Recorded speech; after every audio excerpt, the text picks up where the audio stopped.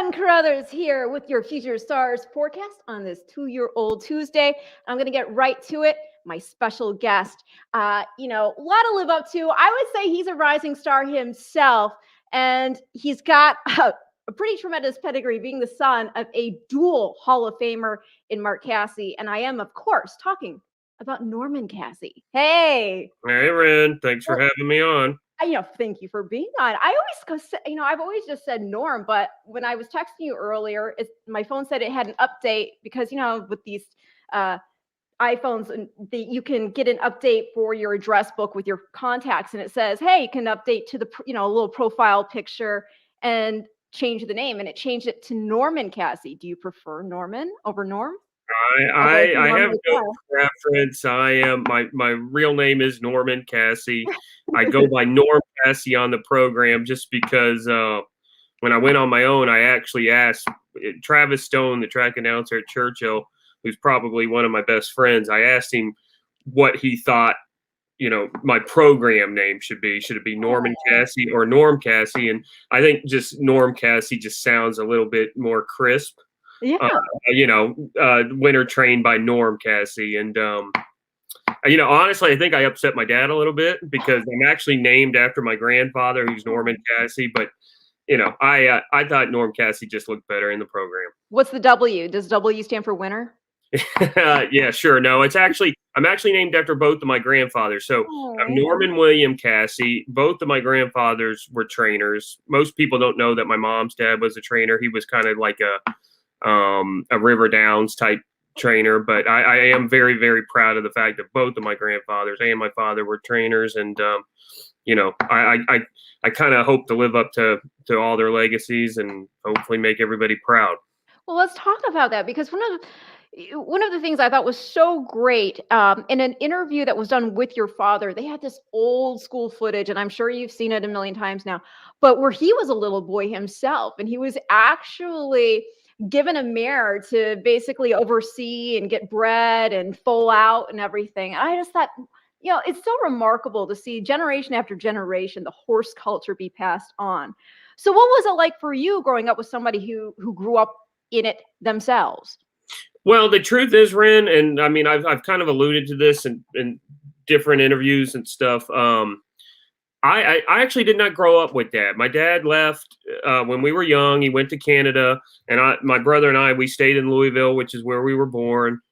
And I resented horse racing for the longest time, basically because Dad was never around. And then when I would see my father, it would be during the summer, during, school. We're out of school, and I'm going up to Canada, not being around friends and being forced to go to the barn and hot walk. And actually, my first job ever at the racetrack, Dad had a hot walking machine behind the barn, and my job was to use a super soaker water gun to make the horses continue walking around the hot walking machine. But no, I didn't really start. I fell in love with horse racing because of Smarty Jones, and I just happened, the Derby and Smarty Jones, and there was just some kind of special buzz that Derby once when he won, and I just caught the bug really, really bad, and I'm fortunate enough to have that avenue to go and pursue it at that point. But really, it was not. For the longest time, I did not like horse racing. Wow, that's so rare to hear in this sport. Have you found anybody within it has had the same feelings as you did, and they just sort of had this epiphany one day that, wow, no, I actually do feel like this is my jam? I feel like I discussed it with somebody the other day, actually, but I can't recall who it was, and we kind of had a similar experience. I may be able to remember by the end of the show, but no, I think I'm just truthful about it. Like, I'm okay admitting that's really how it went down. I did not grow up around horses the way most people would expect me to. In fact, I was scared of horses until I was in college, and then I decided. I mean, I literally had to get over that, and I told Dad, listen, I want to be a horse trainer. I know that's what I want to be. And I drove up to Canada and lived in Canada for like 4 or 5 years. This is before we came back to the United States. And I literally just decided one day, this is what I'm going to do. And I didn't miss a day of work for like 5 years straight. How shocking. Every day. Was he surprised when you came to him and said that was such a, you know, bottom line that, "Yes, I know," I was such certainty. My dad and I have kind of a kind of a difficult situation or relationship from time to time, but I will give him credit. When I told him that I wanted to be a horse trainer, he was like, "All right, we're going to do this the best that we can possibly do it." So Oh, like like every once in a while you got to remember, like when a kid comes up and tells you this is what they want to be, you have a kind of responsibility, and you have a kid now. yeah. You got to encourage that. I mean, unless it's just downright Same. outrageous, right? But, like, my dad did encourage it, and I give him a lot of credit because he there was a time where I couldn't wake up before 11 a.m. So like it was dicey. Oh gosh. Well, you know, with the whole Smarty Jones saga too, he was such a star because there was this underdog current of, you know, being the blue blood, or I mean, being a blue collar against the blue bloods. And you know, obviously what happened with the Belmont, so many people felt crushed. Were you one of them? And having been the fan of this horse, you know, to recover from, you know, having a horse that you were such a fan of suffer defeat, which there's a bit of race riding going on there. Mhm. Um, um, did it make you also think that you would be able to, if you wanted to pursue this in all earnestness, to get a horse like that to the big dance? Well, that's exactly why that it was actually the day he got beat in the Belmont. I was devastated. I actually watched the race by myself. You want to hear another funny Yeah, story? tell me. I worked at Blockbuster at the time. I was a shift manager at Blockbuster at the time. That's I awesome. actually watched the Preakness. They had a direct TV kiosk in the Blockbuster I worked at, and we shut down the store for 5 minutes to watch the Preakness. All the customers stood around it, and I'll never forget that. But fast forward to the Belmont, I'm at home. I'm so nervous. I watch the race by myself. I come outside, and my brother, who's actually a cop now, he's a detective in Louisville. Wow. He's like, "Why are you upset? Like, who cares if that horse won the Triple Crown? You should win the Triple Crown." And I was like, you know what? That's pretty much like what I want to do. Now, fast forward, there's been 2 Triple Crown winners, and I train for the woman who beat Smarty Jones. So Yeah. it's very, very poetic, but it is what it is. Those are all true stories. Well, I mean, and well, we're gonna get to that too because just going out on your own, but it's incredible the success that the Cassie name has had. And going back to talking about your dad again, dual Hall of Famer in the Hall of Fame, and is that a little weird for you too? I'm just wonder because to have somebody who's such a celebrity within the sport already, and having achieved such heights, the added pressure I would think be, you know, now wanting to follow suit now with your own barn. Is it a little weird or no? No, you know what I think is good, Ren, is that um and I mean I don't want to come off as arrogant or brash or anything like that, but I feel a lot of responsibility for getting Dad into at least the National Hall of Fame. The Canadian Hall of Fame he had locked up a long time before I started. 12 sovereign awards. Yeah, and he had already kind of had that racket going. I'm the one who encouraged him to go back to Churchill and to New York and Gulfstream.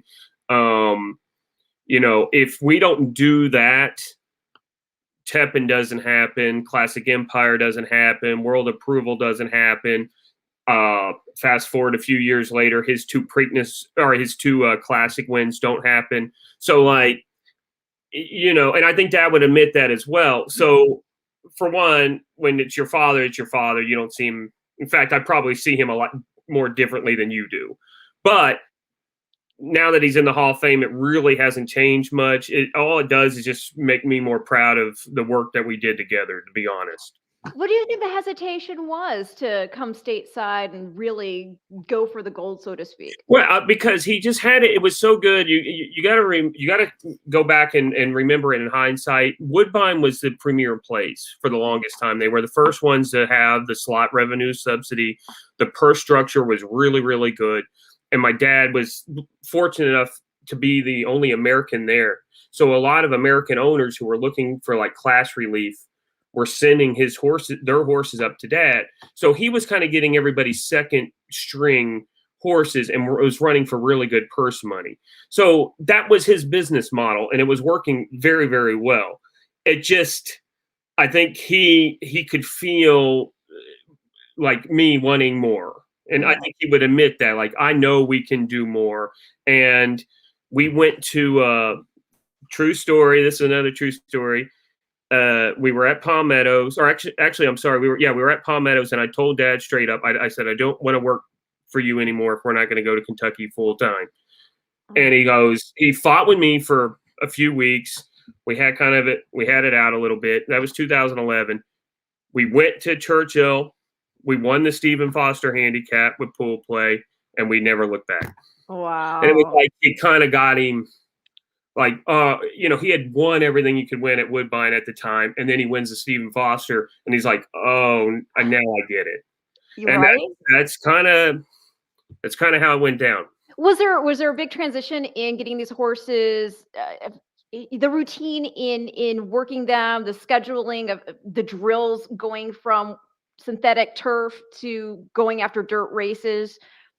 I think we were fortunate. I think, in hindsight, had we not come up from Palm Meadows, so we were lucky enough to have come up from Palm Meadows, had a good foundation with our dirt horses. So like Pool Play comes, and he had spent all winter breezing on the main track, right? And so he was well prepared. What it did was kind of taught us a few things. Believe me, we've learned a lot more from losing than we have winning. And I've always been under the mindset that we're going to get beat a lot. Obviously, that's just kind of the way the game goes. We better learn something every time we get beat so it doesn't stink so bad. And I feel like that's one of the reasons why we had the success that we did, because we did change a lot of things. Especially on my end in my division, we started breezing horses differently. We started doing a lot of things differently. So everything had to change. And that is a really key question a lot of people I feel have, because you'll see some trainers have success on certain surfaces. You all have had success on every surface you run on. And is it true that working horses synthetic, for example, it works a different set of muscles than it would when you work on them on the dirt? And therefore, is there sort of a time that they need to acclimate when you're going to take them from one surface to the next? I believe so, and I feel like we would know better than anybody because we tried to send so many horses from Woodbine to Churchill or Gulfstream or the fairgrounds. I don't know if it's muscle. It probably is muscle related. I think it's more fitness. I feel like, especially if you're at a place like Palm Meadows or Saratoga, the dirt is so much more demanding than the poly track. So you can get a horse dead fit on the poly track, think that they're ready to run at Saratoga, and you send them to Saratoga and they get exposed. Wow. Now you can go and you can, as long as the horse handles it, this is the difference. You could send a horse from Saratoga to Woodbine, and as long as they're okay with the surface, they're going to skip over it, and they'll be dead fit. That doesn't mean that you can just send a horse from Saratoga and you'll dominate. Right. It doesn't work that way. Some horses don't like it, but that was one of the other big selling points of being in the States year round is we knew if we wanted to be competitive in the dirt races that we had to train on the dirt, and we couldn't. Dad didn't necessarily ever want to train on the training track at Woodbine, which is actual, a regular dirt surface. So like when we had a horse like a Classic Empire that was meant to be a good dirt horse, there was no chance he was ever going to go to Woodbine. Like he was based where he needed to be. He's such a cool horse, by the way. He was actually my Derby pick, and I still remember. And for those out there, Classic Empire, I got to give the shout out to the fact that he won the Breeders' Cup Juvenile. In fact, I actually have that race right here. We can show it as I'm talking about him because I queued it up. But he is a juvenile champ, and in the Derby, he still ran so valiantly because if anybody remembers, he got absolutely screamed at the start of the race, and to the point that he had a gash over his eye, I believe.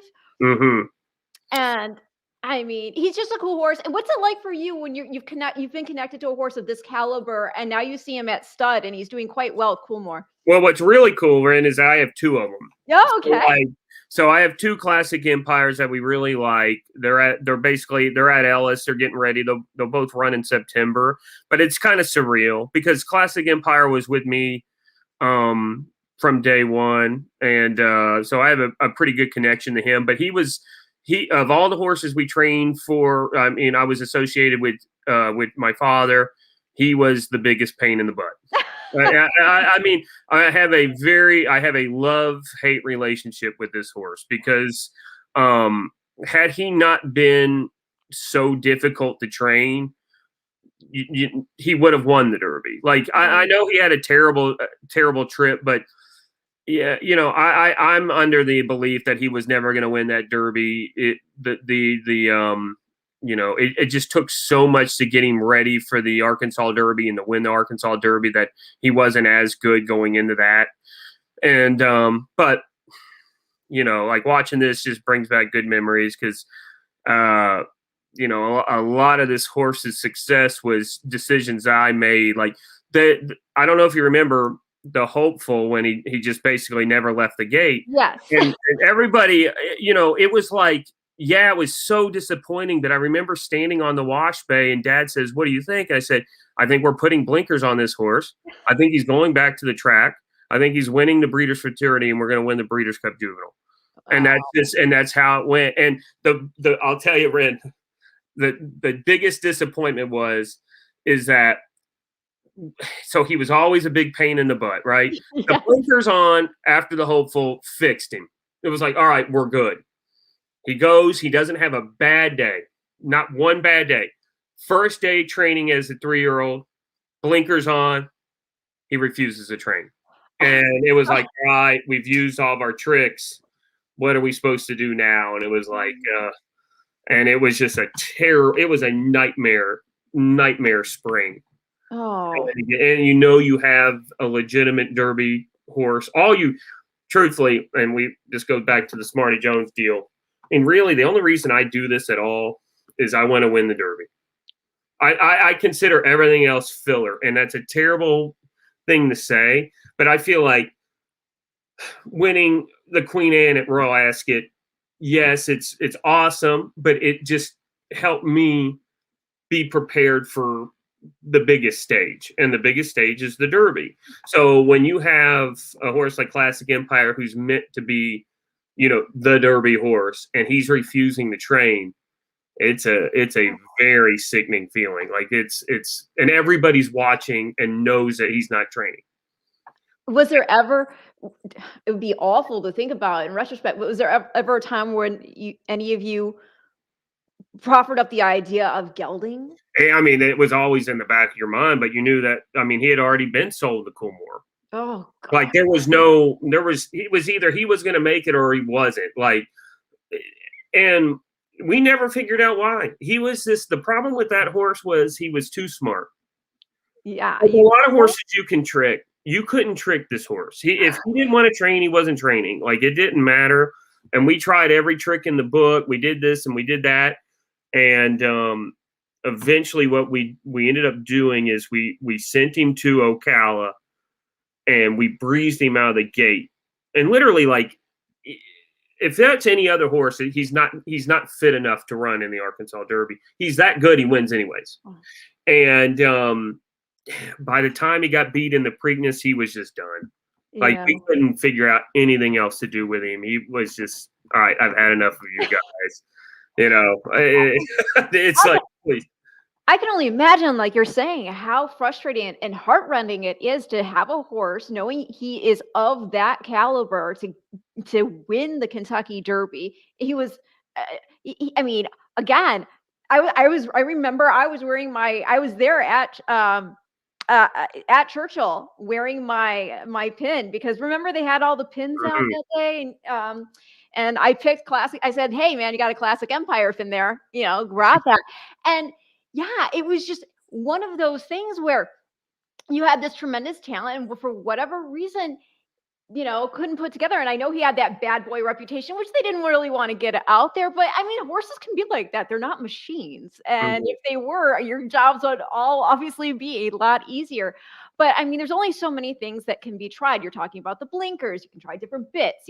What was that learning curve like for you? Well, and that goes back to what I'm saying. Like, obviously I said I have a love-hate relationship with the horse, but if you look at it long term and you look at it through my lens, which is eventually I want to win a Kentucky Derby, it's never easy. So there are things that we learn from Classic Empire, obviously. Yeah. And so as much of a pain in the butt he was, you've learned certain tricks from him. And it would just be really negligent to forget those, because that's a lesson that you've learned the hard way. And yeah, we tried different things, but I'll with all that being said, Ren, he's still probably the most proud I've ever been of a horse, just because of the circumstances. TEPIN was awesome, but she was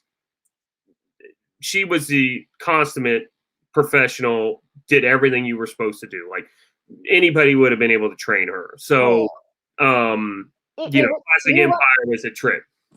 It was a learning curve and figuring out the puzzle. And yeah, I can understand why there would be an even deeper sense of accomplishment in getting him to the winner's circle like you did, in a championship. You pioneer the Nile too. I mean, it's great to have that line continue on through a horse like this. And you said you have a couple of his babies now. Have those ones started, or are these ones to watch? They haven't started. One of them's not named. Actually, neither one of them are named yet. But they're going to run in September. I got a filly and a colt, and surprisingly, they look identical. They look and move like Classic Empire, but they're chestnut and they have a blaze. I like both of them. I think they're both talented. But yeah, you won't see them until September. They're actually going to have their first 5/8, both of them, either Saturday or Sunday at Ellis. At Churchill, though? We'll see them debut Churchill? That's awesome. That's awesome. And so, for so long, people all thought you were because of your dad obviously dominating there at Woodbine, thought you guys are all Canadian. Yeah, and it's not even, the dad's actually from Indianapolis, and I was born and raised in Louisville, Kentucky. The funniest thing is, the first time I ever met Lacey Goddard, Gabby's sister, it was actually at the Preakness. It was the year California Chrome won. And she comes up to me. I don't know Gabby at all. I don't even know who Lacey is at the time. And she goes, "Hey, why do you have a Kentucky accent?" And I go, "Well, because I'm from Kentucky, I guess." And she goes, "No, you're not. You're from Canada." I said, "No, I'm not. We're all from." And I didn't even know I had an accent. So, hey, I didn't know I had a Michigan accent until people were like, "Yo." But is that true? Like, isn't Michigan and Minnesota and those places, there's supposed to be the least amount of accent? So, like, you would think, but apparently I have an accent according to some people when I was out there, living in California on the West Coast. Oh yeah, I could hear the Midwest accent. I was like, accent? What are you? I don't have it. Okay. But see, I love that. And now look, that was just 2014. And exactly. the way things just, evolve. And I do want to get to talking about your own stable. Before we do, we have mentioned TEPIN. So how do we not show her winning the 2015 Breeders' Cup Mile here? What a horse, by the way. Like, when she won the Queen Anne, did you meet the Queen? No, the only one of our camp that met the Queen was Robert. What was that like? He just said, I don't know if I should be saying this, but he basically was like, "Please quit talking. I just want to go have beer with my friends." Oh no! So, like, but she made a point to be there for her race. Oh wow! And this is how surreal horse racing is from time to time. I have literally been within 10 feet of the Queen 3 times in my life in 3 different places. That's awesome. Downs when Street Sense won. She literally pointed at TEPIN in the paddock at Ascot, and then at Woodbine, we had a horse in the Queen's Plate the year she showed up, and she was in the paddock for that. So it's like, I've actually seen with my own eyes and been right next to the Queen 3 times in 3 different places. That's so cool. Because of horse racing, and that's just stuff that we take for granted. Yeah. But all right, so here, if you want to just go over this race, Yeah, go over it. Right here, you already knew the race was over. Because she's just going nice. She's so comfortable. The pace is so perfect for her. She's on her favorite turf course in the country, not even close. And we pretty much realized we were going to win the Breeders' Cup Mile when she won the First Lady the way she did. Yeah. 3 weeks before that. And no, I mean, this is just a perfect trip. She's gonna open up on them and make them come get her, and the race is over basically within a few strides here. And just that acceleration. She just, that's a prototypical perfect racehorse right there. That's the trip you want to have. You want to be sitting right off the leader. You want to explode off of him or her, and then open up and let them try to get you and break their hearts. And there is, you watch this race and you watch the Classic Empire race. The difference is this one, you knew you were winning at the quarter pole and you could celebrate the whole time. The Classic Empire one got dicey right there at the end. Yeah. Oh my gosh. Look right there at the baby. Yeah. How sweet is this? Oh, sorry. Go ahead. Oh, no, I was just saying there's Mitchell. He's a lot bigger now. And my mom's there. My dad's there. What is it like to win a Breeders' Cup race and with a horse like that in particular? Sorry, my roommate stopped barking. We love animals here. Surreal. I mean, we had been there so many times and thought we were going to win in so many different circumstances, and always obviously got beat. And we had won the day before with Catch a Glimpse, but yes. But I mean, TEPIN was the one that we wanted. Like, I don't know. It's hard to explain. Her bad beats at Saratoga kind of really, I don't know. It made it that much more gratifying. And then to do it with a mare and kind of stamp yourself in Breeders' Cup lore, it's a different feeling altogether. Like, everybody wins Breeders' Cups every year, but like, she did something different. Yeah. And that is something we don't take for granted. Do you remember when she came to the barn? Did you automatically know? Oh yeah, this is day one. Yeah. Well, because she was just faster, and this is to go back and to the discussion that you were having earlier about how Dad and I have had so much success on different surfaces and stuff. Yeah. Not that we train horses differently; it's we try different things with horses. So like TEPIN from day one was like, all right, she could possibly be the best horse we've ever had. She's super fast, but she started her career on the dirt. And that's because we thought she was a legitimate dirt horse. And she was okay. I mean, she was a very useful dirt horse. She won a $500,000 race as a 2-year-old. But we knew there was more. Like, that's not as good as she could possibly be. Switch her to the turf, and next thing you know, you've got a superstar. So you got to give every horse an opportunity to figure out what they're best at. Because if you have a horse, I don't, Ren, I don't believe in the term morning glory. Okay. I just don't, because I feel like if they're breezing fast enough to get you excited, that means they're good at something. So whether it's, maybe they're a 1.5 mile horse, but you have to figure that out. And sometimes it's trial and error. Well, with her, I mean, when did you guys decide, heck, let's go to Royal Ascot? Yeah, we got to give Robert and Deuce. Deuce is the bloodstock agent. Deuce. I like it. He picked the horse out, and him and Robert actually came up with the idea. I guess they probably had a few drinks that night when we won the Breeders' Cup Mile. Came up with that crazy idea, and I love it. It's funny. Like, I'm gonna show like how naive I am now. I didn't know anything. I did not know anything about European racing. I didn't understand the significance of the race that we won. And I think had we known what we were doing, it would have been there would have been much more pressure. We just kind of went over there and we're winging it and we won. Were And, y'all just Jim's cups? yeah, it was like, all right, let's meet the queen. I love it. But see, I think that's good because, I think some people, when they know too much or when they feel like there's a certain protocol or etiquette to be followed, they're not themselves anymore.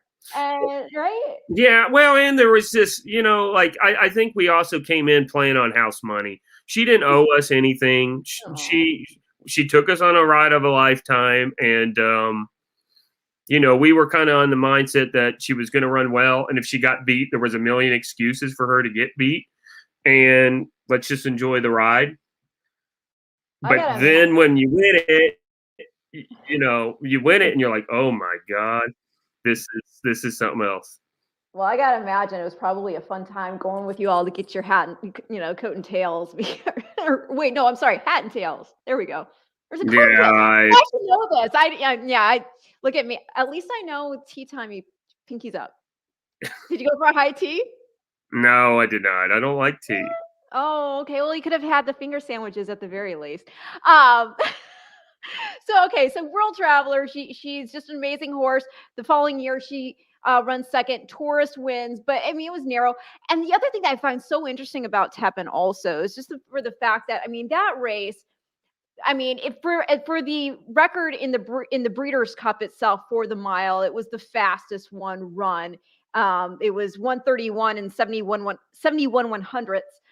So 1:31 and 4. And then, but the interesting thing is her half brother actually owns the track record there. And so it's by Jack. And I should give a shout out to Mockmer Hall for having bred them both. And, but yeah, I just a tremendous horse. And like you said, she showed you enough ability that you could see her, you started her on dirt, but yeah, with the Bernstein in there, I think a little fun fact I love about Bernstein is he is from the same female family as Wiseman's Ferry, who's the sire of Wise Dan. Mm-hmm. So I love that Breeders' Cup connection in that regard as well. So, okay, so you have this worldwide success now, working as assistant with your dad.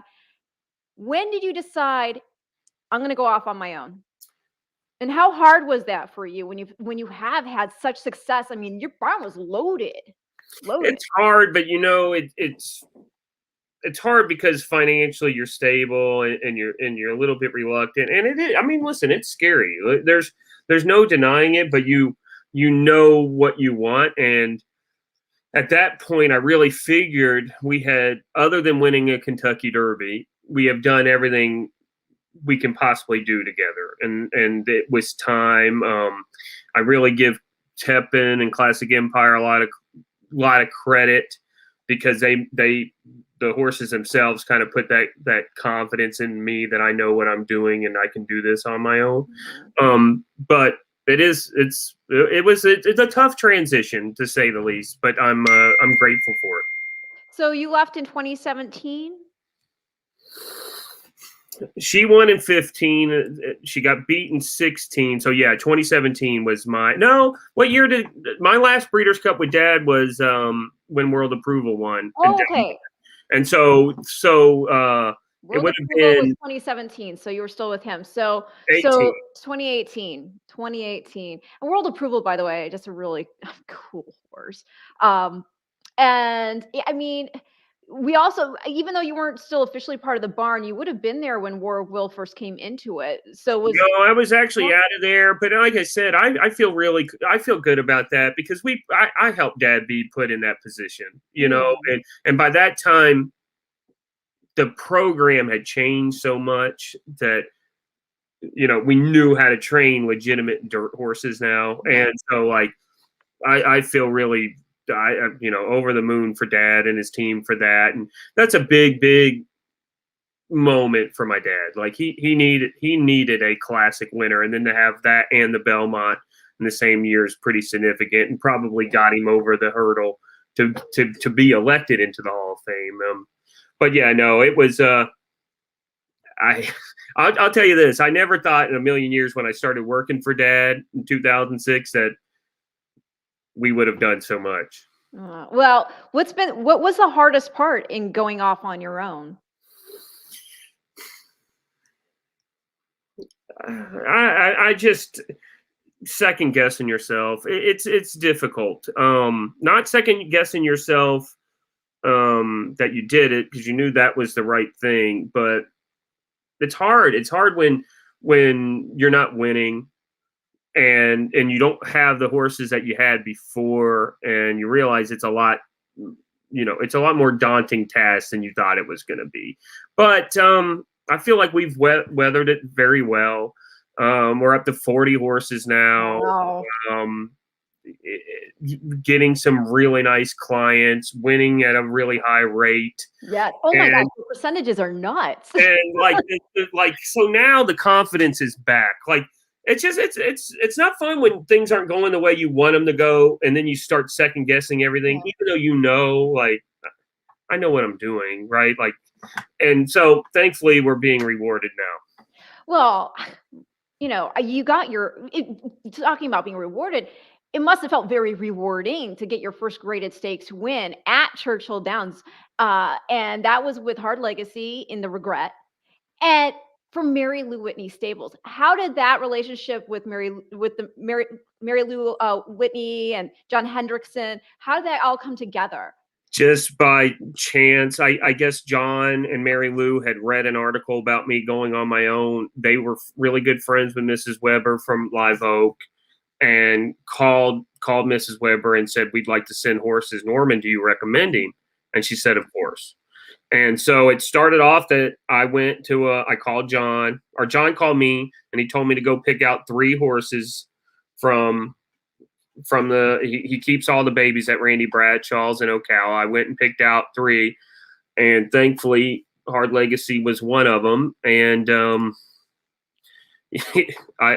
that's just one of those like poetic moments. Churchill's my home. It's a Mary Lou Whitney homebred. It's the regret they bred regret. Yes. Like, I mean, it's just like some of the stuff you can't even make up. No, So right? and my family was there. Gabby was covering it for TVG. It was one of those few like nice times where TVG and Churchill were getting along. All Like right. that doesn't happen very much. And so like no, it was, it is what it is. Like I mean, you can't really describe it other than it's a like a lifetime moment. I mean, it like I said, for there to be, underneath the spires where you grew up, especially, it's got to be so cool. But these percentages, as you already mentioned yourself, incredible. I mean, right now here in 2021, your win percentage is 22% and 45% in the money. Hello. And we're doing it at tough places. Like Yes. and we're doing it. I'm always proud of the fact that it's not a bunch of like we're not dropping horses in for claiming. Like it's 2-year-olds, it's allowance races, it's stake races. Like we're not winning a high amount of races right now, but we're winning quality races, and we're performing at a high level, and hopefully that just keeps snowballing into more and more horses and continuing. But I always kind of knew once I started getting the nicer quality horses, those are the ones I'm used to being around. Yeah. So like once that started happening, the success should come.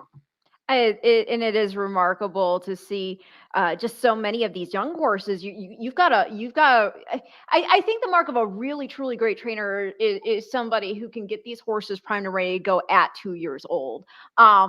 Because it takes a different type of finesse, I think, to get a juvenile's head straight and to be able to perform early. And you've got some really nice 2-year-olds in the barn. And of course, the first horse we've got to talk about, and going back to Mary Lou Whitney, because this horse is a Mary Lou Whitney through and through the pedigree.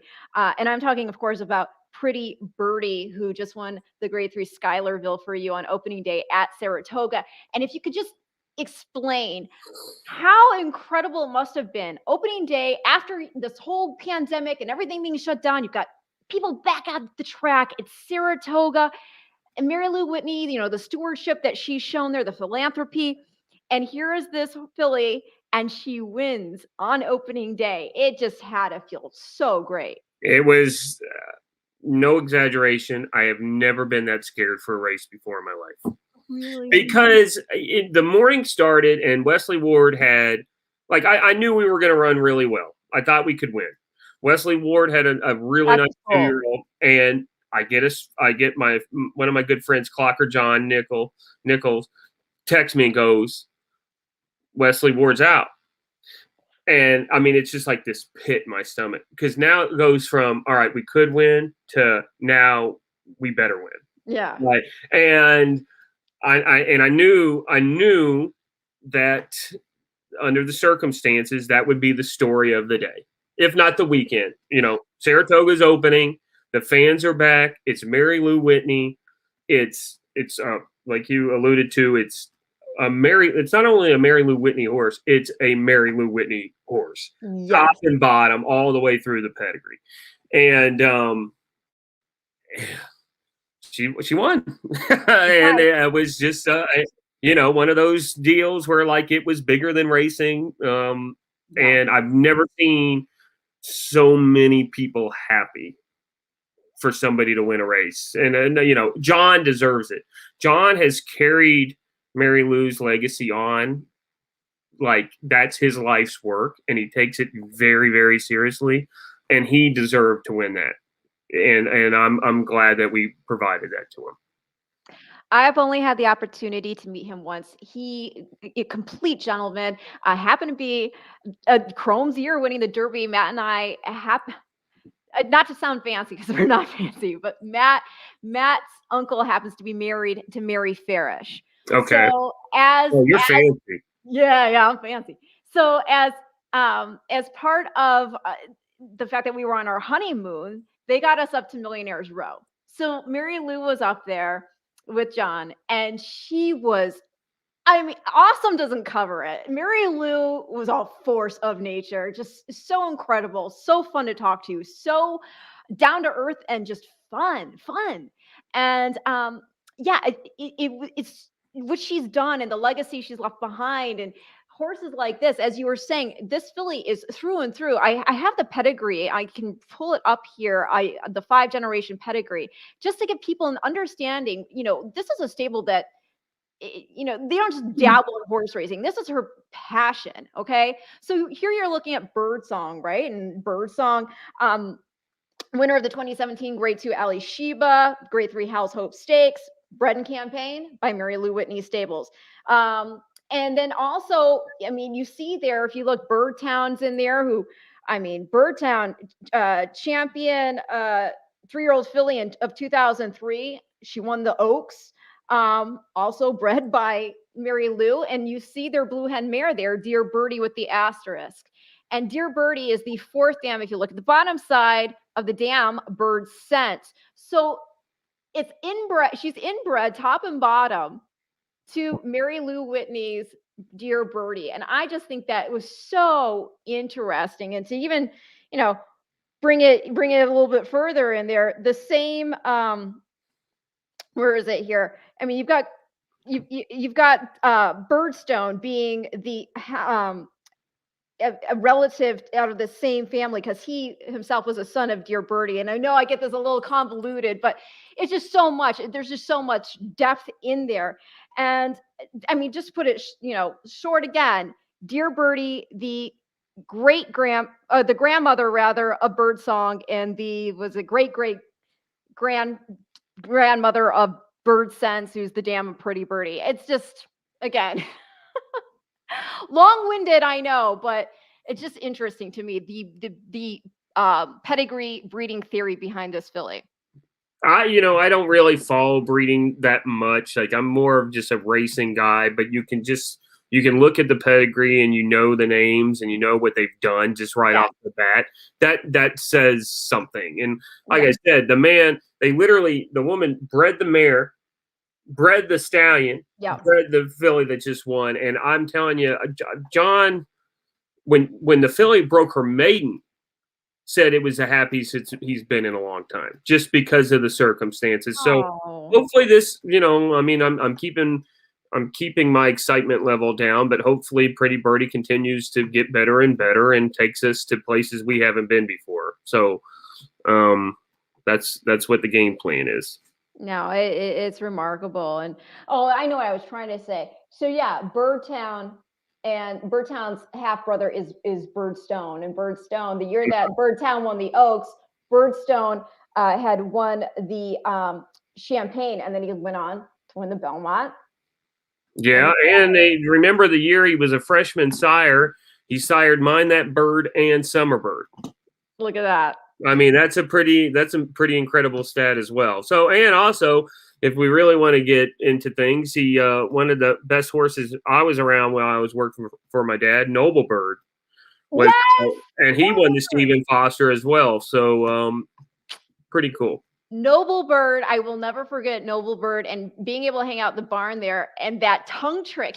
Yeah, yeah, he was cool. Yeah, so for those of you who don't know, because he's actually pretty famous for this, if you would sort of like pat him on his lips, he'd drop his tongue. It was the cutest thing. Yeah. What's he up to? I believe he's I know he's a stallion. I believe he's at Ocala Stud in Ocala. Wow. And I think he has 2-year-olds right now. I could be wrong, but I believe that's the circumstance. Oh, that's awesome. And so, yeah, again, we're talking right now about the pedigree of the 2-year-old filly. You have Pretty Birdie, who just won the Schuylerville Stakes. And again, the really cool thing, and to make it just layman, her dad and her mom, they're from the same family. Dear Birdie is the Blue Hen mare who is owned by Mary Lou Whitney. Dear Birdie is the grandmother of the Father Bird song, and the I have to always count grandma, great grandma, the great great grandmother of the damn bird sense. So bottom line, really, really cool to see that with this filly, Dear Bird or Pretty Birdie. Did she ever say, or did you ever know what the connection with just the bird and being the focus of No, these names? I feel like it goes really far back. I think it has a lot to do with Dear Birdie, to be honest. Yeah, really. So Dear Birdie just inspired it all.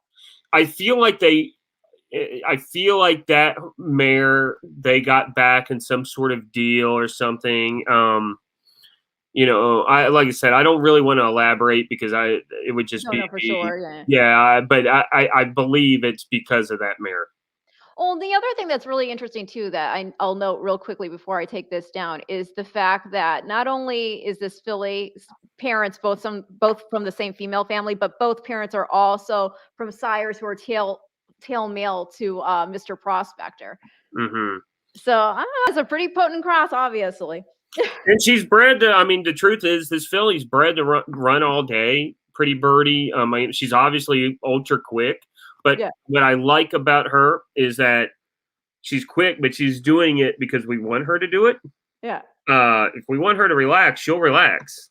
And so, like, she seems to have all the tools to be a 2-turn horse. So we're just keeping our fingers crossed and seeing, hopefully we take one step at a time. But it could be very fun fall and spring for Pretty Birdie, hopefully.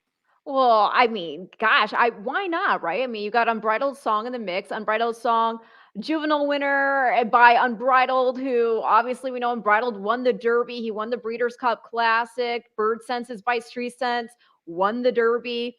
Also won the Breeders' Cup Juvenile. The first horse to do that double. Also, you see the second dam there, Bird Harbor by Boston Harbor. He won the Breeders' Cup Juvenile. And so you've got in there, and Gulch was a champion sprinter. So you do have speed, but you do have horses that went the 2 turns. And so, yeah, I mean, looks like the sky's the limit. And just let's watch just the devastating turn of foot this filly has here. Let me get I'll share the video here of her winning the Schuylerville, and you can take us through this. And I mean, just from the jump, she just looked like she was ready to rock and roll the whole way around. So I'm very proud of this race because honestly, I was a little bit apprehensive just because, well, we had a bad post, and because of Churchill shutting down and forcing us out, we had to do some things I didn't necessarily want to do. Like I had to come up here earlier than I would have wanted, and I had to work her really slow because I didn't want to do too much with her going into the race under the circumstances. So I was a little bit concerned about that, but once she got out of the gate and into stride, I knew it was pretty much over. She acts like she wants to lay down a little bit when she's finishing here, inside the 8th pole. But I think that was just her running so quick early, that first half mile. This was a demanding track, especially down on the rail opening day. And, she just won because she was better than these horses. And she's only going to get better as she gets fitter and gets acclimated more to this racetrack and everything else. So she beat them on the wrong lead too. Yeah. And not only that, so everybody's like, oh, she was, letting this horse get to her. No, she's not. I saw all the pictures. If you look at her at the wire here, her ears go up. She was waiting on that other horse. So and horses do that. For those of you who haven't been, look at her ears there. Yeah, she's happy. Horses do that. Horses do that. They are herd animals, and then they get separated, or sometimes they get out there. They can start to either get lazy or start looking around like, hey, where is everybody? By the way, everybody out there, the horse who is second that's Mainstay, half sister to our Eclipse champion 2-year-old, Breeders' Cup Fillies champion of last year, Bequist, owned and trained by the same connections there, Butch Reed and Swilkin Stables. So, I mean, this filly, what is it? Can you explain to those out there who, are, again, not trainers, not run horses day to day, how hard is it to get horses, especially young horses, knowing all their cues, changing the lead, and then how hard is it to get them to stretch out the talent around 2 turns eventually? Well, like I'll be perfectly honest. I'm very lucky because when the horses come to me, the Mary Lou horses, anyways, they come from Randy Bradshaw's. I've already alluded to that. He was a longtime assistant for Wayne Lucas when Wayne, I believe, had Charismatic. So he's obviously a great horseman. I get the horses from him. They know all the basics, and then from that point, it's in my hands to get them to be fit enough and to really, when you're training 2-year-olds, figuring out how good they are. Because you're never, if a horse is not talented enough to win a straight maiden race, it's ultimately my decision or my knowledge to know whether or not they are. So from day one, she came up with 6 Mary Lou horses. And from day one, it was obvious. Like, all right, she's precocious, she's quick, she's professional, everything you need. We didn't mess around with her. We just put her into the program when we got her gate approved and ran her because it was like, she's fast enough. As far as teaching them how to relax and go around 2 turns, I feel like a lot of that is 2 things. It's fitness and learning how to relax. And sometimes there's horses that you just can't teach to relax. Like you try everything. I actually had 2 really nice horses last year for John, one named Malibu Bird and one named Super Quick. And they're both really talented, but they're not fast enough to be sprinters. But they don't relax either. Oh, so it's like you're right between you're caught between a rock and a hard place. With a filly like Pretty Birdie, there's really no teaching her because she already knows. Yeah. She just does what she responds to what the rider asks. And that's what you want. Because ideally, when we do start routing her, we'll put her near the lead, if not on the lead, and then shut her off. And she's going to do that. Like I know because I see the way she gallops. And so, a lot of it, I'd like to say that we can teach a horses those things, but a lot of it just comes down to the fact that the horses are intelligent enough to know. And sometimes you just can't train those horses. So we're lucky that she seems to have all the tools. What's been your take also on, because we just had, I believe, starting last year, the rules implemented about horses that you want to run in these big races going forward, no Lasix. So you're seeing all these horses, these 2-year-olds debut without from the perspective of a trainer, because I know from handicapping perspective, that kind of puts a variable out there for a lot of people because we don't necessarily know. I mean, for example, I used to play, I had an angle on Bill Mott horses going around a ground, debuting with Lasix. And I made money off that angle on more than one occasion. But now, obviously, these good horses, you know, the trainers don't want them to even start their career with it, so they're going without completely. Do you think there's a big change? Do you think it's a non-issue? Do you think it doesn't matter because it's a level playing field either way? You know, it's a political. It's basically like throwing a grenade at me to answer this question. Okay, then I'll take No, it. no, it's okay. You know what? I'm comfortable talking about it because now it's been a couple years now. For me, I kind of like the way they've done it. I'm okay with the 2-year-olds not running on it. I'm okay with the stake horses not running on it. I used to be that when a horse would breeze, they would breeze on Lasix because they ran on it. You would always try to prevent them from bleeding. When they bleed, it's almost like having a scab. Mm-hmm. It's just every time you breeze them, if you pick at it, it happens again. Right. For whatever reason, every 2-year-old I've had so far, I have not had one bleeder. Nice. And they haven't been on Lasix or anything like that. So I feel very fortunate. Yeah. The reason I did that is because I didn't want to get excited about a horse that was breezing extremely well on Lasix, and then come race day, they're not allowed on it. So I just won't do it. Now, if they were to start bleeding, then I think you would have to manage them differently and you'd have to back off, which is probably the right way to handle a horse. With the horse populations being the way that they are now, maybe that will hurt a little bit as far as field size goes, but it's the right way to do it. Yeah. In my opinion. And like I said, I don't, from my perspective, just with the 2-year-olds that I've had now in the last few years, I can't complain. Like it's impossible for me to complain because it seems to be working out really well for me the way that I'm doing it. So and you know, and that's really all I can say about it. Like it's just from my perspective, it seems to be okay. All right. Well, I hear you. Now, to going back to something you mentioned about the track, because I thought it was very interesting. You mentioned about the inside wasn't playing well there at Saratoga, and yet she still ran as well as she did. You know, we just this past weekend, I mean, it was kind of a similar thing. We saw a horse debut for Mike Rapoli and Midnight Worker, 2-year-old debut, and he had the rail and he won, even despite the fact that we were seeing throughout the card that it was the inside wasn't the place to be posted. What are you noticing with the track in general? Has it been just like that? Do you think it's the precipitation? Do you think it is just playing different day to day and it's a coincidence that the rail wasn't great that day either? Or it's hard to say, honestly. It does change it changes every day. You're always at a disadvantage, especially with a 2-year-old being drawn inside. Yeah. Because you don't want to take back. No. So you've got to go and you're going to get pressed. Ideally you're going to be drawn outside. So you're already at a huge tactical disadvantage anyways. I'm not sure why the track changes the way that it does. I've always been very frustrated with Saratoga's main track. I don't quite understand why it needs to be as deep and demanding as it is.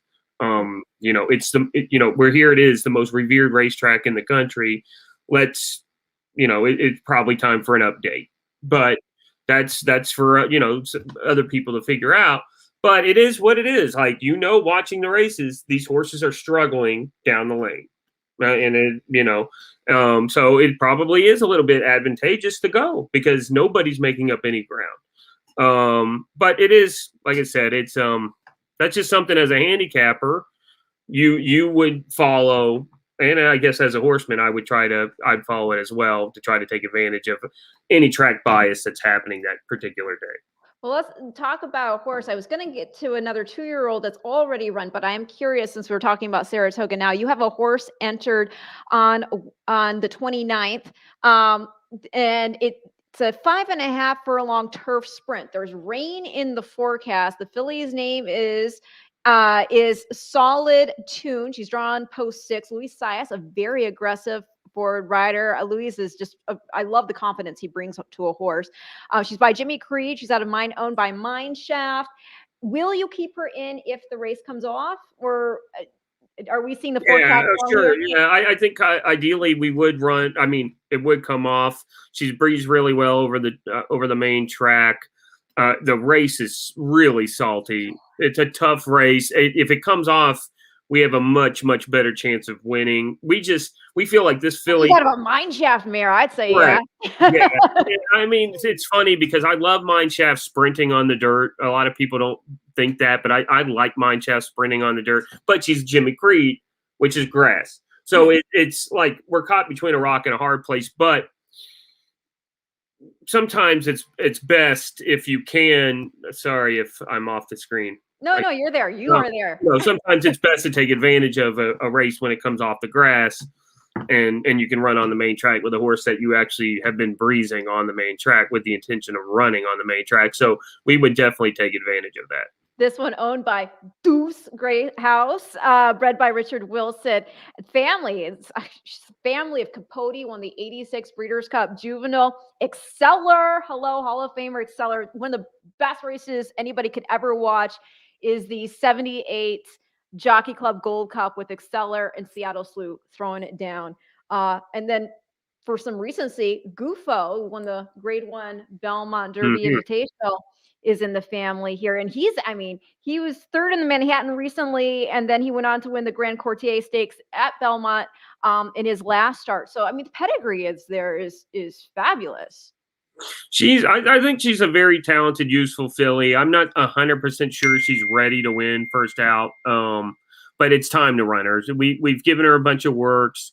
It's just time to kind of figure out where we are with her and what to do with her going forward. So, this is more like probably a dress rehearsal to be quite honest. So she's gonna run turf or dirt. It doesn't make a difference. Well, it's a flexible pedigree. You did mention how salty the race is. Lots of really well-bred horses in there. I will say the horse drawn to her inside, that is Her World for Wesley Ward. I had Wesley on the show last week, and Wesley was actually telling me that about this filly. They were looking actually to enter her that weekend. They didn't end up doing it, and they were going to enter her against boys, I believe. So they've actually gone ahead. They're entered her here. This is a filly race. She's 5-2 on the morning line. Johnny V is aboard. Have you heard any rumblings about this filly yourself? No, I just hear that everybody likes their horses. Everybody likes it's one of those like key, like every single person likes their horse in that race. Like I said, I'm usually pretty confident. It's not that I'm not confident. It's just more I know that this horse probably needs one or two more works. Well, it's good to know that. It's good. Yeah, and it's fair, and I'm fine with that. Like it's time to get her going. So that's fair enough, I think. Needs the race day experience, and yeah, let's get this career rolling. And one of the things I always love, I think did you see the Jason Beam trainer little parody that he put together? From when? Oh gosh, it was a couple months ago, and basically he just put himself in the position of what, a day in a life, or what it's like to be a trainer, and it was all the stereotypical trainer speak scenes. It was really funny, actually. The one thing that he did not have in there that I always think is the funniest personally is when they say they're doing everything right. They're doing everything right. Yeah. Well, that's a funny thing about people too. It's like, why didn't you tell me to bet on that horse? Well, if the horse is in the race, I pretty much think we're going to win. Like, why am I running? I'm giving you a heads up. This one probably needs a race. Yes. Well, I love it. Well, some horses that we've also got our eye out on who are running really well for you at 2 years old. We saw Glacial. He won his debut, maiden special weight at Churchill Downs back on the 29th of May, came back in the Bashford Manor Grade 3 at Churchill. And this was on June 26th. This is a frosted colt, and the mom is actually a half-sister to Grade 1 winner Cupid. And I thought he still ran really well. This is obviously to go from your debut to graded stakes competition. is not something minor. And he's the 4-horse here on the rail. And I thought he held really well to still get the show-do. Center of the track. Oh, let me from mute last it. double thunders weaving through the. Okay, so what was your take on the? I agree with you 100%. His numbers are not that great compared to even my filly that I ran that day on the 1s and 2s, but I really thought this horse ran really well. So you're watching the winner gallop out way out in front. That horse was dead last going into the turn. The pace was a suicide pace. Yeah. We broke slow and we ran into that pace. We buried everybody that was up there. They all finished up the track, and we still managed to finish third. I'm taking the blinkers off of him. Okay. Because he's too aggressive with them on. The idea with him is I'm going to run him in the Saratoga Special on the 14th. Nice. We're going to take a different approach with him. We're going to let him relax a little bit, and then hopefully he'll finish. And with the idea of running him in the Iroquois opening week at Churchill, down the road during the September meet. So he's a horse that we really like, but we actually think he's probably a better 2-turn horse. So he's got gas, but that doesn't seem to be what he wants to do. So, we're kind of setting him up for things down in the fall.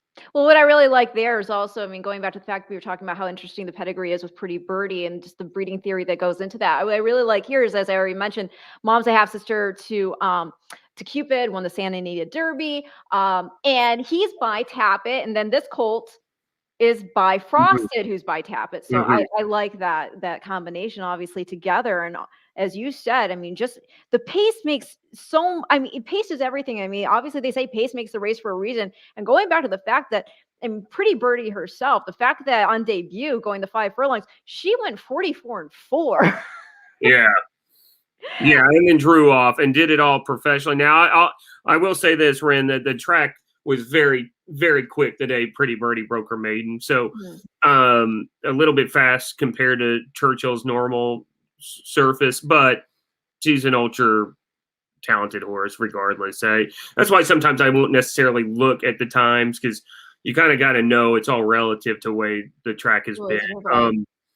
Like I said, with Glacial, I was just excited because he did run very quick early, and that was after a poor start. So what was funny is if you go back and watch the replay of the Bashford Manor, Joe moves his hands, and the horse takes off, and I don't think he's realizing how quick he's going, and he's got his head down taking his goggles off, and he looks up, and now he's on the ass end of the horse in front of him, and then he's got to take it off. Right. And he was like, oh, so he had a tough trip, and I thought he was very, very good to finish third with that trip. Yes, I do too. And I also want to quickly apologize because the only place I could find the replay was on Facebook. And for some reason, you know how videos will automatically play, like the next video will play or whatever. For some reason, the next video that was going to play after that was shown was something about twerking. Oh, well, that's probably a little more interesting than what we're talking about.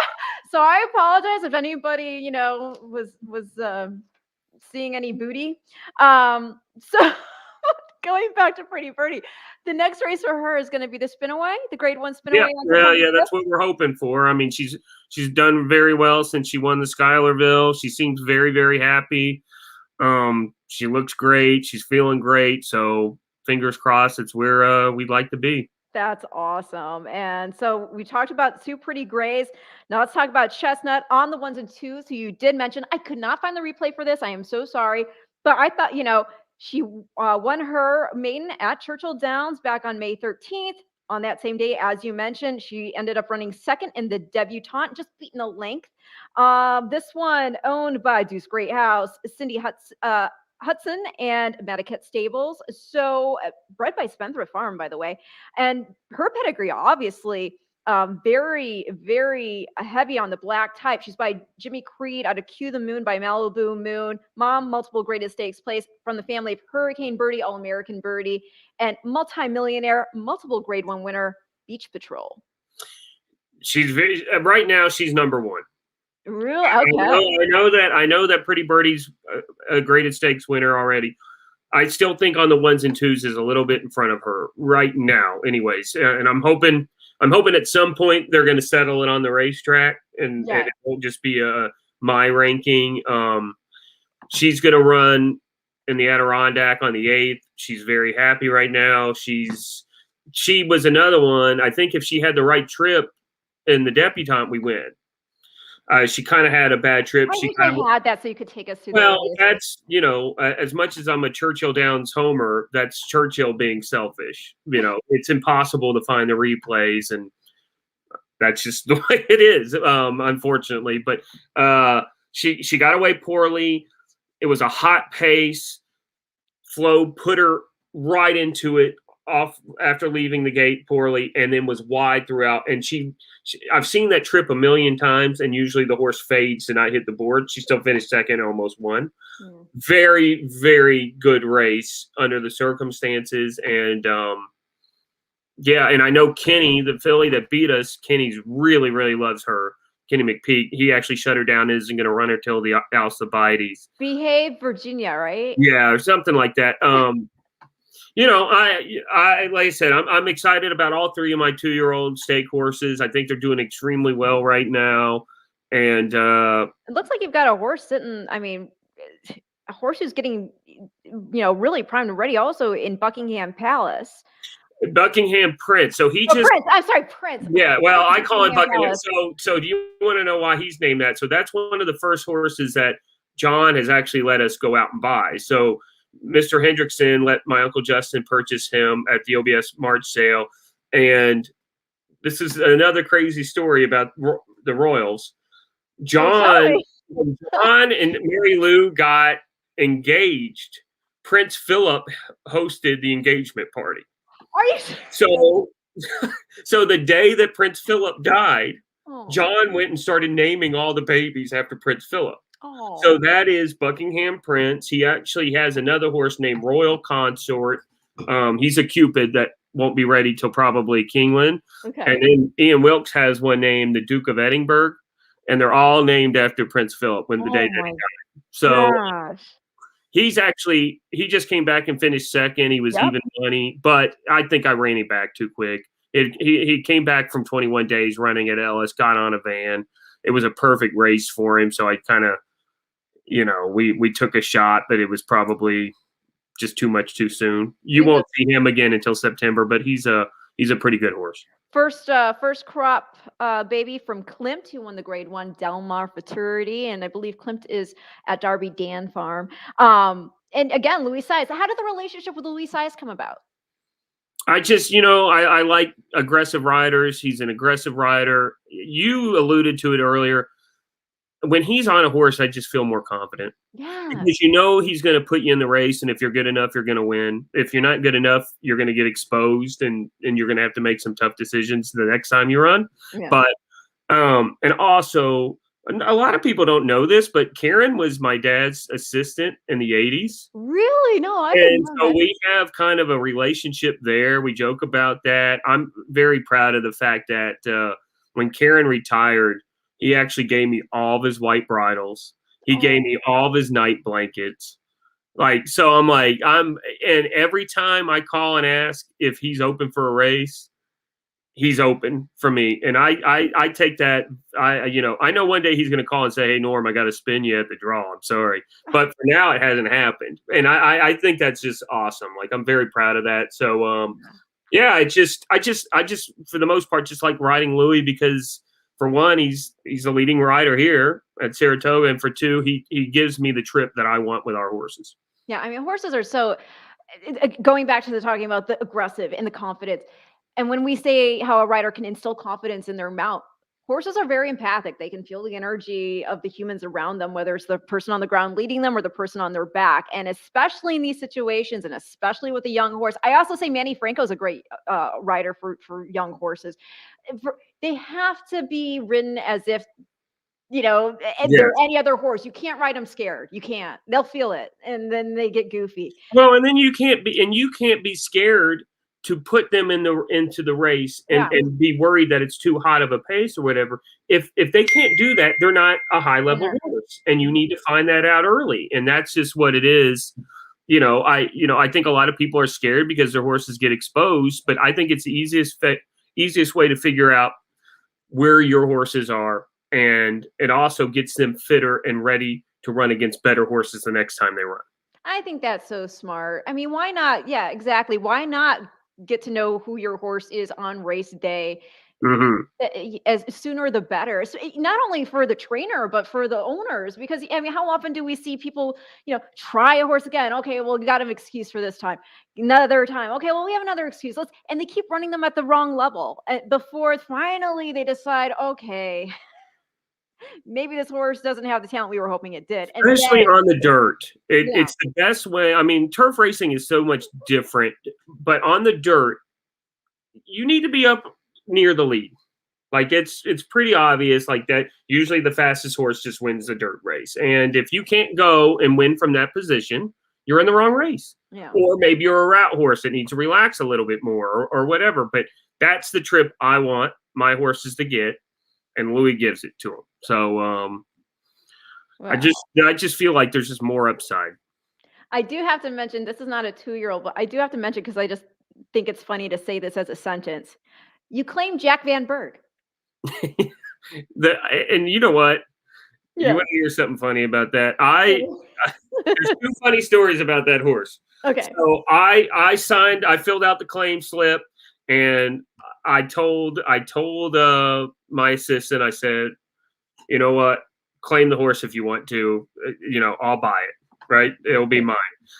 He claims the horse. I'm at the gym. I don't even know that we've got the horse, right? I believe that's a true story. I think it was like a 10-way shake or something. Oh my gosh. Fast forward 2 months later, I forget the horse is running at Ellis. I'm What? working out at No. the gym, and I start getting texts. Congratulations. Great job, Jack Van Berg. And not only that, the day after we claimed him, I don't know how many people came up to me and were like, "You've got Jack Van Berg." What the hell? He's in Friday. He's second choice in an allowance race. Yes, that's how I'm not gonna watch. Oh gosh, yeah, I know, right? I mean, don't if I'm it just don't gonna let it. I'm you gotta gonna roll go with to what's the working gym. for you. Yeah, go to the gym, go work out. But no, I just thought it was the funniest thing because obviously when we name horses after, luminaries in the sport or luminaries in general, Jack Van Berg is a legend. Uh, Obviously there was big hopes for the horse when he debuted, I'm sure. But to be He's able to say, you know what, Ren? Don't be surprised. This horse could get better. yeah, I mean, you've honestly, seen it. unfortunately he's kind of like what we talked about earlier. He does not shut off. Nice. He's very, very tough to train. He's a runoff. We stopped breezing him because he just breezes too fast. Oh We just wow. run him now. He Now that he's in a rhythm, I don't know exactly what. To me, he's sound. Like he doesn't seem to have any issues. He has some gaps in his PPs when other people had him that they've had to do some stuff to. And I don't know what it is. I may be fortunate enough now to have him when he's right. Nice. And now he's in a rhythm, and maybe just running him every 2 or 3 weeks, he may rattle off 2 or 3 wins in a row. But he's a very very cool horse. I know I joke about I didn't watch and that's just circumstances. I Right. actually think the horse is cool as hell. I think that's awesome. I think that's. I mean, and again, to say that you claim Jack Van Berg is just that makes the story right there. So let's say, I mean, hey, we've seen claimers go and become superstars. So why not, right? Yeah. No, those horses are useful. Like those. At the end of the day, if you were, and this would be my pitch to somebody who doesn't have $500,000 to buy a horse. If you have 20,000-30,000 to buy a horse, those horses, if you do it right, can make you money. Yeah. And at that level, that's really the only way you can do it. I think if you're one of those $500,000 yearlings or 2-year-olds, you're just doing it for fun. Like that's an ego thing. Only one horse in that generation is going to make you the type of money that you need to make to break even with those types. The But if you do ROI. the claiming game right, you can make money. You just gotta get rid of the bad ones that aren't pulling their own weight. But if you claim a horse like Jack Van Berg, there's money to be made. Well, yeah, and that's the thing, and it's all about with those horses picking your spots and knowing your condition book. What do you feel like? when you have a horse like this, and like you said, he's entered at Ellis, right? Yeah. Okay. So how do you decide when to move a horse from one track to another track? And when you're picking out your spots and looking at the condition book? Because I mean, you have your options open to you within the circuit. Yeah, well, I mean, let's just be real. I own that horse, so I didn't want to pay the van bill. I mean, that's basically what it came down to. I love it. I mean, that's no, I mean, let's just. I mean, that is Banning's expensive. Can I just Banning's? I had a horse just to go from like to Gulfstream from I forget which training track it was. Not maybe it was Payson. It was like, what was it 300? Oh yeah. I was like, what? Oh yeah, no. I mean, it's expensive. And then let's be realistic. Yeah. If I send him to Saratoga, I'm gonna probably have to run him for bottoms. All right. Being claimed, and this is a horse. I'm running him in an A other than this time, but he's eligible for starter 10 all year. Like I can just run him in the easiest race possible over and over and over. I don't want to lose him. So he wouldn't fit in an A other than at Saratoga. He's lucky enough he fits in an A other than at Ellis. So but I'm being realistic. The van bill's the reason he's at Ellis. It's so expensive. It is. It's so expensive to ship a horse. And now gas prices are just like, so I mean, even more so, I would say it would be problematic. Oh, you've got some, here's a nice comment. Well, first of all, you're the top full from Canadians. Well, he's not Canadian. See, everyone, there we go. But no, you are top progeny. And then Jim Mulk here says, wonderful program. Could listen to Norm all day long. So well spoken. Future super trainer. Yes. Thank you, Jim. And well, we just talked about Solid Tune, but if you want to quickly, Kim, I just think she probably is going to need a race. Don't be upset if she wins. I just feel like she hasn't. I haven't been able to get her into a really good rhythm since we got up to Saratoga. That's just the truth, full transparency. We've missed breezes and stuff because of the turf and we've had a ton of rain. So this is more of a just giving her a race and a fitness builder and then looking to build on it. See, I love the honesty there. There's so many trainers are concerned about not having their percentages hurt. And I think people, if they understood more again about the horses, and you've got to pick your spots, and sometimes you have to run them into the mental fitness, not just the physical fitness, to actually be a contender on the big stage, that people would be the owners would be forgiving about that. I don't know that we need to worry about what the percentage is showing in the form, but going back to your own, it is very impressive right now. I mean, just the strike rate, you must get a lot of pats on the back, I would think, from people within the brotherhood and sisterhood of trainership, telling you, wow, I mean, congrats on having all the success so soon in your career. Yeah, they say that, but last year I had a terrible year. So I mean, it's just the way that it goes. No, it is, Ren. It was COVID, though. It was during COVID, but I'm just saying it is. I agree with you. But and you were still 38% in the money. I know. I understand. And it was all, believe me, I had a lot of bad beats last year. I didn't run a ton of horses, and the ones that I did run that were meant to win, they had bad trips. We had a lot of bad beats. It was just a bad year. I kid about it because it was just a lot of circumstantial stuff.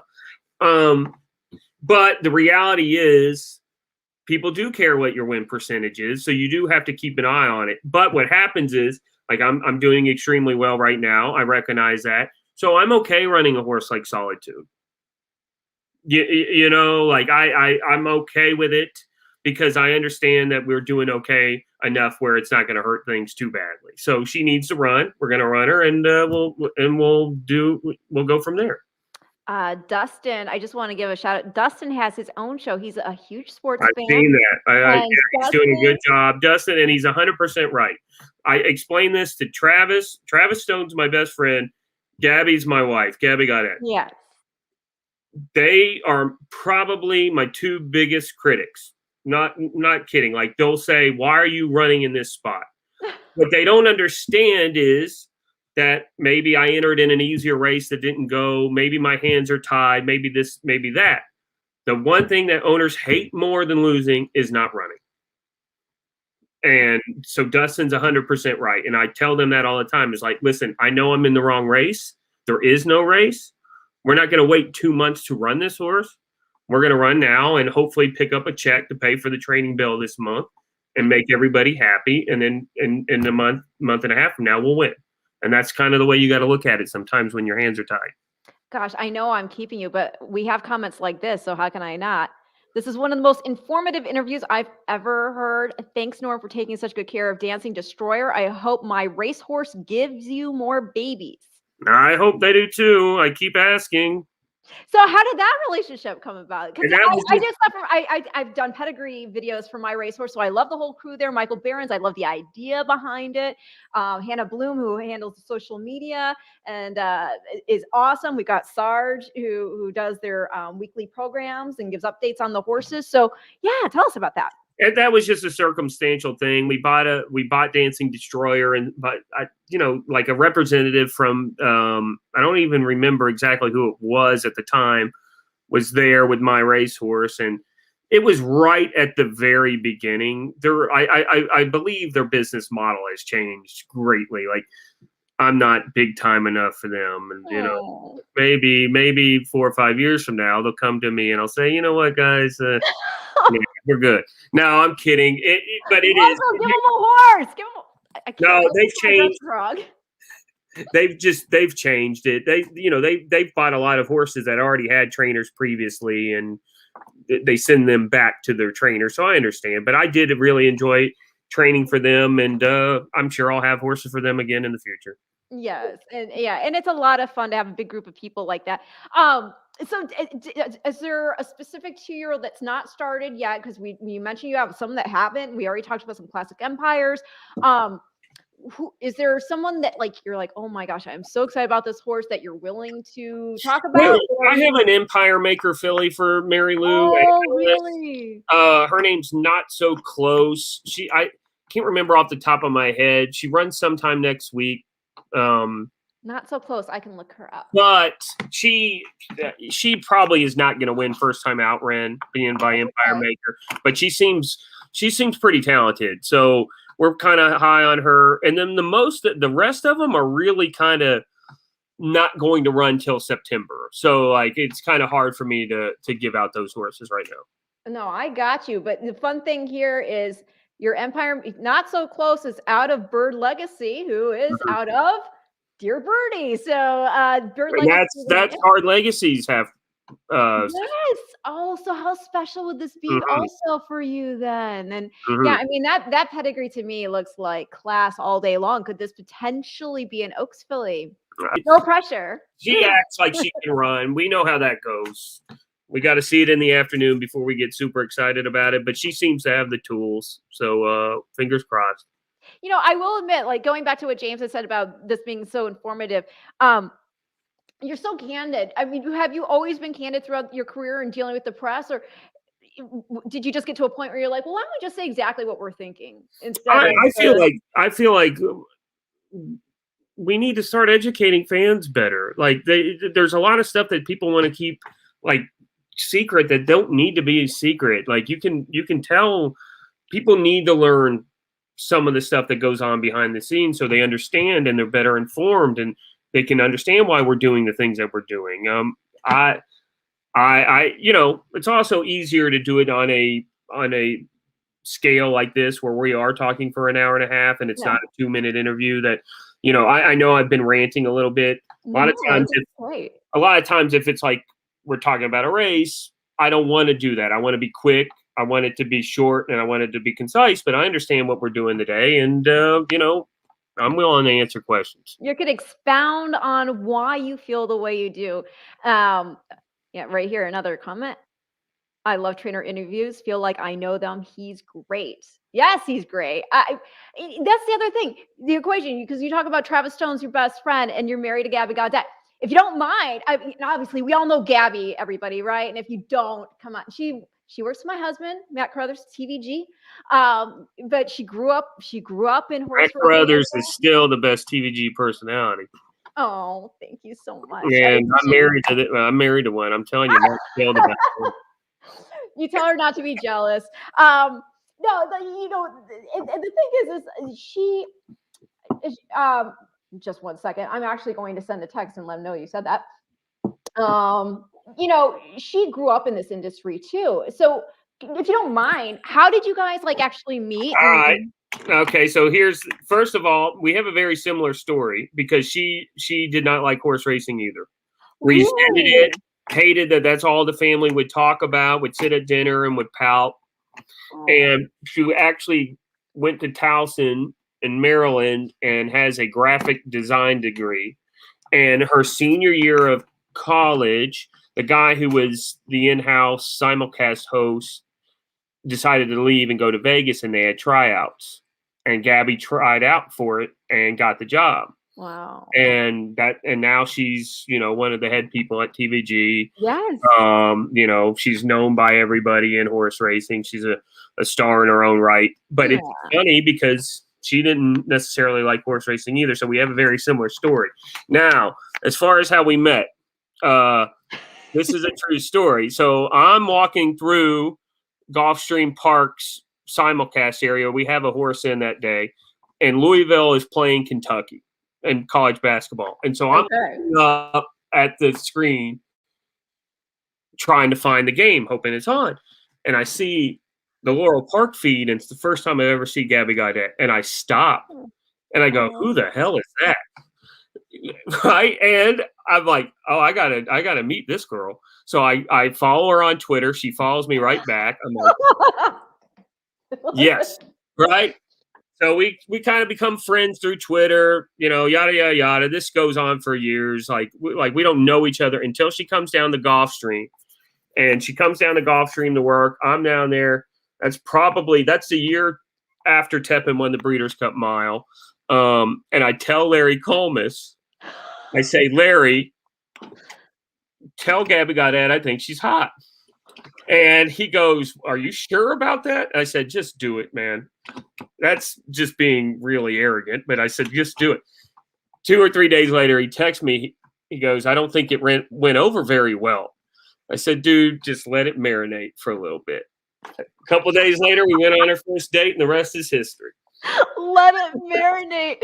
Oh my gosh, Larry Colmus is your wingman, dude. He came to our wedding. He told the story. That's awesome. Oh my gosh, I'm in. You can't. I don't know if you can see it, but I'm in tears because that's so funny. Dude, let it marinate. That's the exact quote. Let it marinate and see what happens. Tell Old Smoke to put that on a t-shirt, dude. I'm glad it worked out. Matt Carothers and I, it's sort of similar, but not really. I sent him a friend request on Facebook, not because I was looking for anything, but because he just happened to be a TVG guy and I was following horse racing news. And a couple of days later, he sent me a message and was like, hey. Yeah. Well, he's got game like me. Oh, he's got game. Yeah, sweet. You are the man. We have this. Wow. I think that would be wow. Dustin gave us a thanks for the shout out there. And so, yeah, going back to talking about Gabby. So now you guys got married, and now I didn't even realize this until a couple of weeks ago when I saw it on Instagram, because even though I mentioned this to you before, I'm on social media, but I'm not tech savvy, especially when it comes to Instagram. I happened to see it on Instagram, and I did say congratulations. I hope that worked, because I don't know. Sometimes it's weird when it's in the feed. When you send a message, I'm like, I don't know if it went through or not. But great picture of you two with a whale. So due in November. We're on naturally Breeders' Cup Day. She's due. So I'm hoping I have decisions to make. Oh, right. Do I go to the race, or do I watch my firstborn son be born? Oh my gosh, yes, a boy. And I know name's going to be kept secret for now, which I totally understand, because we had a little pregame meeting here about. Go ahead and explain, because I agree with you wholeheartedly on this. We just find that when you're running names by people, and you see the reaction, whether it's, you know, a vocal reaction or just a facial reaction, may make you change what you want to name your baby. Whereas if you just introduce a baby that's actually born and say, well, this is Stephanie or whatever, they're obligated to say, oh, that's a beautiful name. So we just feel like we have a name that we really love, and doesn't matter whatever anybody else thinks, and they'll find out when it's time. Has the unsolicited advice on how to raise a child started yet? You know what? It hasn't, but my brother has 2 daughters, and if we can raise our son like they raise their daughters, then we'll be fine. Oh, awesome. Well, I'm gonna start the unsolicited advice then, though, because one of the things I realize having a kid is maybe you won't have as big a problem with this because you're having a boy. Don't go crazy buying clothes right away, because a lot of people have told us that because they grow out of it so quick. Everybody so quick. Yeah. It's so quick. It's like you buy like a little mini wardrobe and then they can't wear it, and it's ridiculous. And then like don't get lulled into things that you don't need, like wipe warmers. Why do you need to warm the wipe before you? Oh well, this baby's royalty. He's gonna have his his butt with a warm wipe. Actually, I think that's on the registry, so please have Matt send that to us. Thank you. I don't know. Let's ask him. Matt Carothers, come on in. Oh. Hey, Norm. How are you, buddy? What's going on? Nothing. I just wanted to. It's it's already almost your bedtime. I think probably get have dinner and go to bed here in a few minutes. Yeah. What time is it? It says an hour and 36 minutes. I've been on here. I kept them all. I couldn't look. We were getting so many. Look at this. Like, people love this interview. They love. No, it's been great. So I'm just going to make it real brief because I know you guys got to wrap up. So I just want to congratulate you. Thank you, Matt. On your year professionally. Well done. Keep it up. Not surprised in the least. And then secondly, I splurged a little Maker's Mark. I'm just gonna have a little drink here. Without me, okay. Little drink. This isn't cocktails and conversations, but I'm gonna have a little Maker's toast to the future baby as we're entering the last trimester. Yeah. Cheers. Awesome. Thank you. Pretty and then the only thing I'll say, here's my advice. Advice.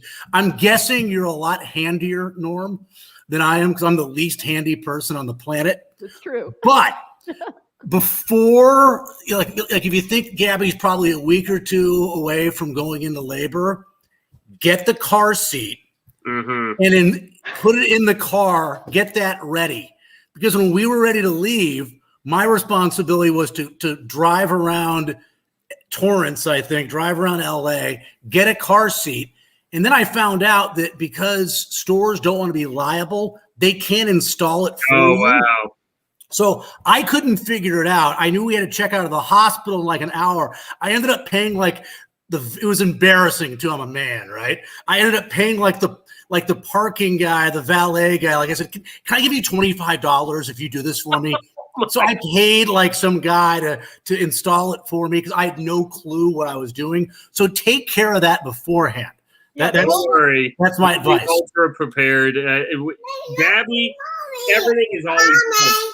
Hey. Oh, there he is. Right. And get used to this. Get used to being interrupted constantly with everything that you do. But it's going to be great. I'm extremely happy for you guys, and that's pretty much it. Keep it up. Thank you, Matt. We're trying. Oh, I know I was going to ask you just one question. Just listening to your interview. So when I think of your dad, even though he's had the classic empires and the War of Wills, I still think of your dad as grass.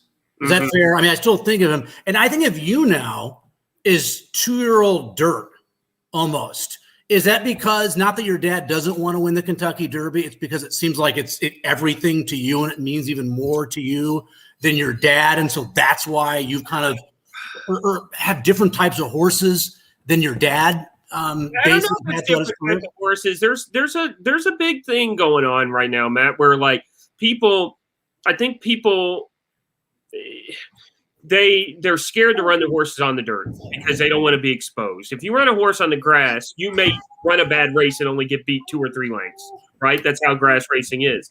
You're wrong about a dirt horse, you're going to get beat a 16th of a mile. And I think people are scared. I just personally would rather find out. I don't know what's going on with my horse, and I just feel like kind of what me and Ren were talking about earlier. They need to run on the dirt to get ready. And you know, I mean, it's crazy. I was, you know, I basically trained TEPIN in world approval. My turf stats are awful, but it's because I only run the horses that I know can't run on the dirt, on the turf. And, you know, because if I think a horse is a really good dirt horse, I'm going to try it on the dirt first time. So, you know, that's kind of the way it's going right now. And you win at a high percentage first out too. But we've been very fortunate. I feel like more than anything, what I got from Dad is I was lucky enough to be around nice horses. So I know when a horse is nice, and more importantly, when it's not. And I put horses where they can win. And that's a lot. I'm not your mom. She's just talking smack to you is what she's doing, Norm. So yeah, Matt, that I think basically when it all boils down to it, it's, you know, I'm lucky enough to know where horses fit. Yeah. And even that's hard. Even being around as many horses I've been around, I can figure that out. I'm gonna mute. Okay, we should probably go. We should probably go now. Here, we had a little incident a few minutes ago. Yeah, show her on the screen just for a second so she can like just pick her up or tell her to come here. By the way, Matt, hi. Hi, baby. Hi, baby. No, and Norman. Farm baby. No, I was saying, Norman, and feel free next time that you have a first-time starter, just between me and you. I won't tell anything. I won't tell anyone. I won't tell. I'm going to tell you the same thing I just said to Ren an hour and 45 minutes ago. If I'm in a race, I usually think I'm going to win. So, Okay, well, I don't want any doubt. I want the 10-to-1 shot. Always lose. The 10-to-1 shot can't lose. Oh my gosh, Matt, I'm gonna mute you, but I just have to say. Okay. Okay, I'll see you later. Bye, baby. I love See you guys. Bye. Congratulations, Norm. Thank you. I hope he saw the part about you and Larry Colmus, though, because that to me is epic. That needs to be. I'm gonna clip that part off. Go for it. I'm gonna clip that off and make it its own thing. That was so good. Okay, so Norm, like seriously, I kept you forever. I know we talked about, what's it gonna be? It's probably gonna be about an hour. But this has been so informative. It's been so entertaining. And yes, it goes to, you know, as James Hamill said, who's watching, the candor. I mean, I think people aren't used to being able to just get it, you know, people to just talk honest. Well, not that people are being disingenuous either, but just more openly, I guess, is the better way of saying it. I just feel like we have to educate everybody. Yeah. It's like it's horses running around a circle, but it's so much more complicated than that. And the more that we can educate people, and I feel proud of the fact that I can usually break it down a little bit easier. You know, it's kind of like a responsibility to do that. And you know, that's just the way it is. And I came on here with the intention of having fun tonight. I feel like we had fun. Oh my gosh, I had so much fun. I seriously, it's been great, and it makes sense. I mean, my first interaction, I think, with you was at Saratoga. I mean, in person, was at Saratoga when you had TEPIN, and you were so open there at the barn, and I remember feeding her yams and taking photos with her, and it was just so great. And I think part of the reason also you have so much success, you realize that you are around horses who are talented. You've been around superstars like that, but you're always still hungry for more, and you always feel like, I mean, that's the sense I get from you anyway, is that, you know, let's get this horse ready, and then it'll be on to the next. Don't ever be satisfied and rest on your laurels. Well, I guess to sum it up and the end of the interview or whatever, we will not be satisfied until we win the Kentucky Derby. Everything else is filler, and that's the ultimate goal, and that's what we're shooting for. How will you party when you win the Kentucky Derby? Oh, I'll go home and I'll figure out how we're going to win the Preakness. Oh, there you go. See, exactly. Never satisfied. It's always on to the next. I love it. Well, okay. I'm telling you, and I mean 100%, when you get back from Saratoga, if Yeah, Gabby's that would be feeling up fun. to it, if Gabby's feeling up to it, let's go double date. That would be fun. It will be tons of fun, and I'll drink for Gabby since she. Oh gosh, I remember being pregnant. Real quick story at Breeders' Cup, I was pregnant. Nobody knew except Matt and like maybe just a small smidgen of people, and they were passing around free champagne in the room where we were, and I couldn't have any. And Oh, that's no good. no, but it was all worth it ultimately. And one other thing, I don't know if she likes dates or not. Dates are great to eat while you're pregnant. I think she does. Maybe Okay. send her a text reminder. I will, no, for sure. So, Norm, I gotta tell you straight up again, thank you so much for your time. An hour and 45 minutes we're going on. You got your future stars. You are a rising star yourself. Keep it up, because I just think these percentages that you've got going are exceptional. I know you mentioned whatever last year was COVID. You put it behind you and you're rocking and rolling now. Thank you for having me on anytime.